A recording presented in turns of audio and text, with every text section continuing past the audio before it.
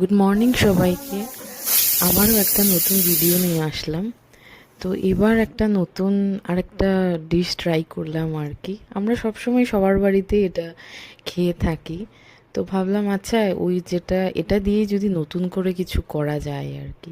খাবারটা ভীষণই healthy, but সেদ্ধ খেলে এটা বেশি ফ্রুটফুল হয়।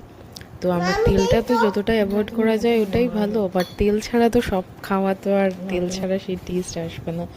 আর চপ টপ বানাতে গেলে তো তেল লাগবেই। তো তাই কি হেলদিও বানাচ্ছ? বলবো, বাট তেল কি ইউজ বানাচ্ছ? হয়েছে আর কি। আর দেখো আমার মেয়ে কিন্তু আমার সাথে আছেই। আমি কিছু করব আর ও থাকবে না আমার সাথে, এটা তো হয় না, ওরও করতে হবে। বাচ্চাদের মন যেটা আর কি। তো সেদ্ধ করে চপের মতো করে নিয়েছিলাম, আর ব্রেড ক্রামস, বিস্কিটের গুঁড়ো এগুলো দিয়ে, যাতে ভেঙে না যায় আর কি ভাজার সময়। সব রেডি করে তারপরে তো ওই তেলে যেরকম ভাজতে হয় তেলে ভেজে নিয়েছিলাম। ট্রাই করে দেখতে পারো, খাবারটা টেস্টি হয়েছে, সত্যি ভালো লেগেছে খেতে। আর কেউ আসলেও দেওয়া যাবে, বাট হ্যাঁ আগের থেকে রেডি একটা প্রিপারেশনের একটা ব্যাপার তো থাকেই।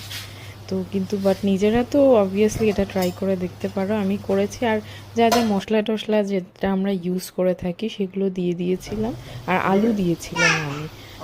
তো দেখতেই পারো, দেখতেও ভালোই লাগছিল আর টেস্টিও হয়েছিল। এটা ছিল ফাইনাল লুক। সবাই ট্রাই করে দেখো, আমাকে জানিও। Thank you.